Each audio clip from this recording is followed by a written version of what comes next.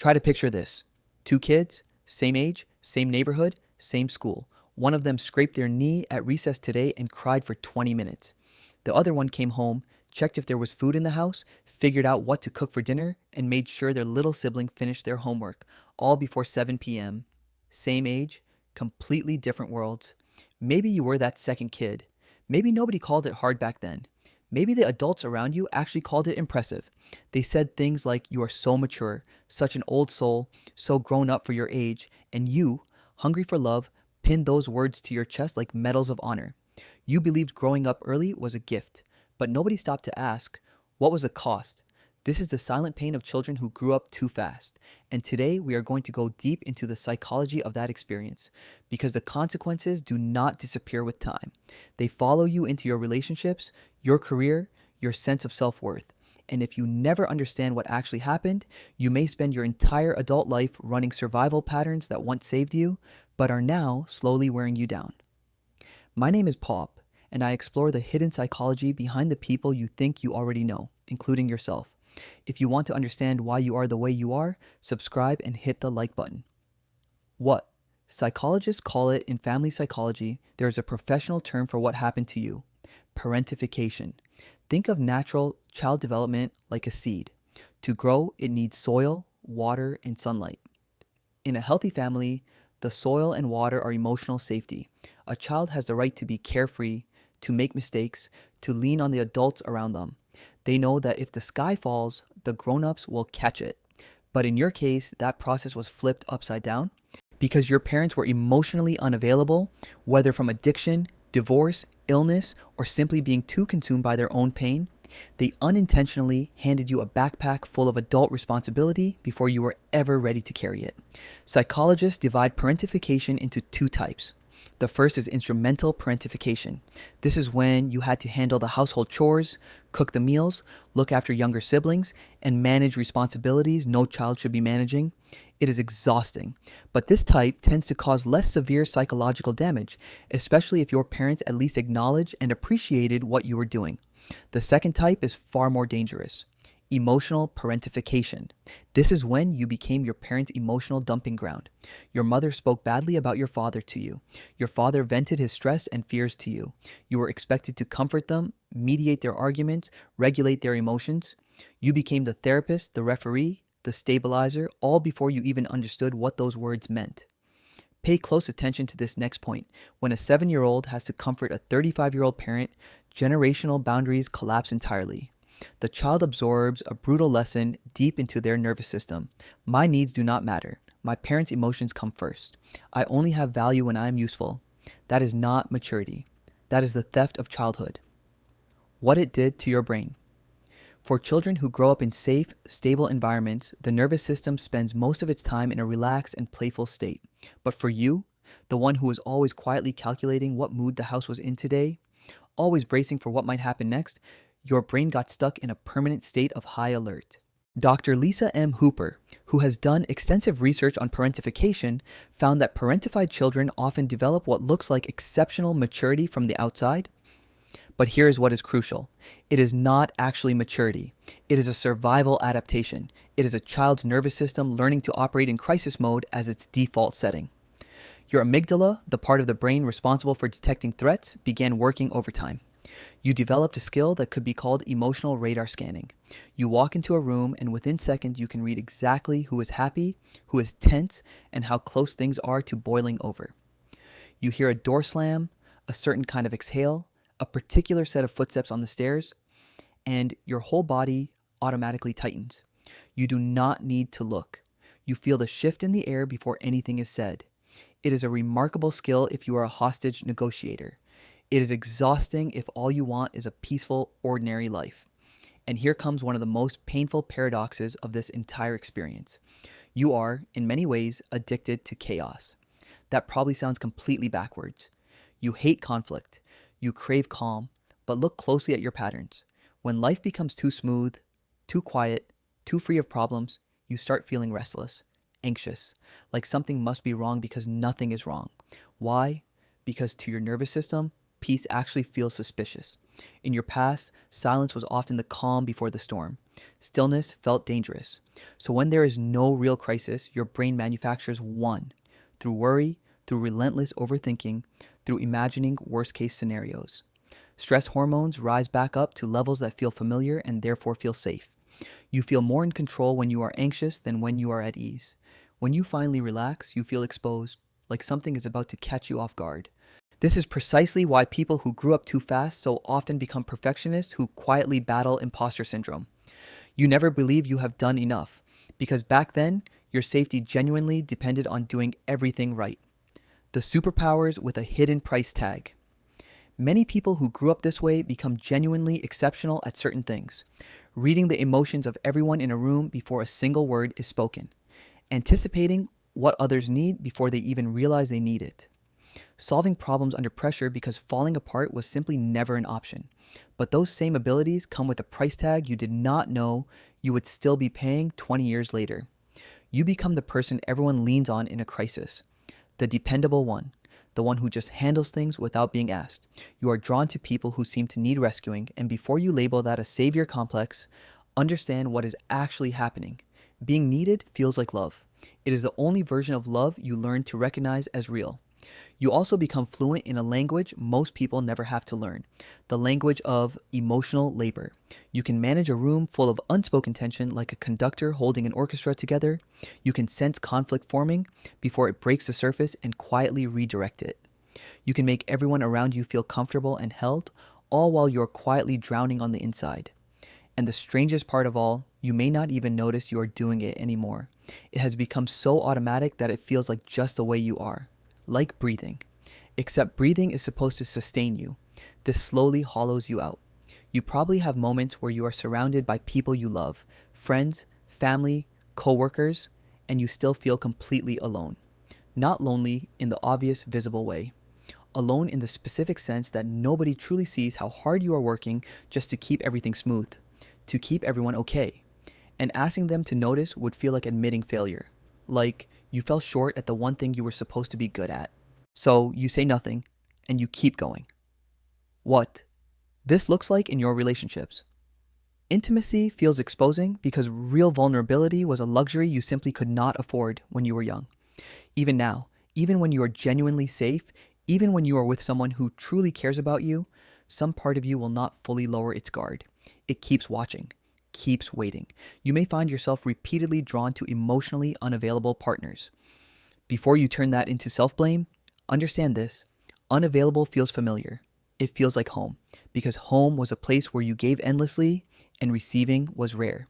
So when someone offers you consistent love, consistent presence, consistent warmth, it can actually feel unsettling, off somehow, like waiting for the moment it stops being true.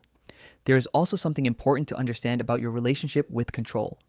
This is not about being controlling in a harmful sense, though it can occasionally show up that way. This is about a deep instinctive need to manage every variable in your environment, because unpredictability once meant danger. Chaos once meant everything falling apart at once. So you plan everything. You run through scenario after scenario before making even minor decisions. You prepare for outcomes that may never come. People around you might call you anxious or a perfectionist or high-strung, but what they are actually observing is a child who learned very early that relaxing your grip had real and painful consequences. Hyper-independence, the trauma that looks like strength. There is a sentence that will probably land differently now than it would have an hour ago. I would rather just do it myself than ask for help. Sound familiar? You are the kind of person who will carry far too much at once, hands shaking. And when someone offers to take something from you, you immediately say, "No, I'm fine. I have got it under control." Psychologists call this hyper-independence. It sounds impressive on the surface, almost like a badge of honor, but underneath, it is a trauma response dressed up as a personality trait. Go back to your childhood for a moment. What happened when you asked for help? Maybe you were ignored because your parents were too overwhelmed by their own lives. Maybe someone sighed and made you feel like a burden just for needing something. Maybe you were criticized for not being able to handle something that seemed simple to everyone else. So your brain built a rule. Asking for help leads to disappointment. Asking for help means becoming a problem. To protect yourself from that pain, you stopped asking. You became the person who never needs anything from anyone. But here is what that actually costs you in adulthood. You do not allow the people who love you to take care of you. Relationships become one-way streets. You pour out endlessly, but the door is locked on the other side. And the result is that you burn out, you feel lonely even inside close relationships, you feel a quiet resentment building, wondering why no one understands you, why no one ever steps in to help. But the honest truth is, how could they help when you never let them in? You locked the door yourself with very good reason at the time, but you are still locking it now, when the reason is long gone. Hyper independence is not strength. It is a suppressed cry for help that has learned to disguise itself. The inner child that got frozen in time. In the process of constructing that image of a capable, composed, always reliable adult, something essential got left behind. Your inner child. Do not let that phrase feel abstract or uncomfortable. It is simply the part of your psyche that holds curiosity, spontaneity, and the ability to feel real, uncomplicated joy. For people who had to grow up too fast, that part did not die. It was frozen. It got stuck at whatever age it was when it was forced to start acting like an adult. Every day you carry a functioning, capable adult self out into the world, to work, to relationships, to social situations. But somewhere inside, there is still a child curled up in a quiet corner, afraid to come out, still operating on the belief that the world is not safe for play, for mess, for lightness. This is why having fun can feel genuinely difficult for you. In psychology, there is a state called flow, described by researcher Mihaly Csikszentmihalyi as the experience of being so fully absorbed in something that you lose track of time and feel a sense of pure, effortless joy. It is a child completely lost in building something, an artist absorbed in every brushstroke. But to reach that state, your mind has to feel safe, and yours rarely does. You are like a security guard who never gets off shift. Even during a film you enjoy, even on a vacation you planned and looked forward to, part of your brain stays on patrol, scanning, waiting for something to go wrong, checking whether you have forgotten something important. Letting go feels genuinely dangerous, as if the moment you stop monitoring everything, something will collapse. So everything has to have a purpose. Rest has to be productive. Play has to be optimized and scheduled. Even enjoyment has to be managed correctly. As an adult, this makes you extraordinarily capable, but it also makes you feel perpetually hollow. You can push through 10-hour days without blinking, not because you love it, but because stopping feels unsafe. The exhaustion that sleep does not fix. The exhaustion you carry is real, that bone-deep tiredness that does not improve no matter how much you sleep. That is not laziness, and it is not weakness. That is what happens when your nervous system has been running in overdrive since you were in primary school. Your body never learned what genuine rest feels like because rest was never coded as safe. Rest meant things might fall apart. Rest meant someone might need you and you would not be ready. Here is something else that might land hard. People who grew up too fast often have a complicated, painful relationship with success. They achieve things, real things, impressive things, and it still never feels like enough. There is always a voice underneath it, all pushing for more, faster, better. Prove yourself again. Because somewhere along the way, worth got tangled up entirely with usefulness. And the cruelest part of it is that the world actively rewards this. Society loves people who grew up too fast. They are productive, independent, low maintenance, reliable. They get things done without being asked twice. But nobody stops to ask what it cost them to become this way. Nobody sees the invoice. How you begin to heal. So what do you do with all of this? How do you heal from something you are not even certain counts as a wound? Because it was not one single dramatic event, but thousands of small, quiet moments of caring too much while still feeling like you were never enough. Here is what is important to understand first. The answer is not trying harder. It is actually the opposite. It is learning, slowly and deliberately, how to try less. The first step is allowing yourself to grieve. That might sound dramatic, but what you are carrying is a genuine and specific sadness. Grief for the child who should have been allowed to be messy, irresponsible, needy, and still completely loved. That child deserved better. Saying that out loud does not make you ungrateful or bitter or weak. It makes you honest. And honesty is where healing actually starts. You are allowed to mourn the childhood you did not get to have. That is not self-pity. That is self-awareness. The second step is practicing, and notice the word practicing, not achieving, being a beginner at receiving. Most people who grew up too fast carry a deeply embedded belief. I only have value when I'm being useful. You operate like an emergency vehicle with the siren permanently on, always rushing toward someone else's crisis, but never stopping for your own maintenance. Start somewhere small. The next time someone offers to help you, instead of your automatic no, I am fine response, pause. Count to 3. Swallow the discomfort and say yes. That would actually help. Thank you. You are a human being, not a problem solving machine, just existing in this world even when you are doing nothing, helping no one, and have no answers to offer that already has value. You do not need to earn the right to be loved. The third step is the 15-minute no responsibility rule. Give yourself at least 15 minutes every single day to do something completely pointless. Something your 5-year-old self would have loved without needing a reason. A silly game, doodling on paper, lying on the floor staring at the ceiling with nothing on your mind. When the guilt arrives, and it will arrive, smile at it. And tell yourself, I am teaching my brain that the world remains intact even when I am not holding it together. A final word to that child.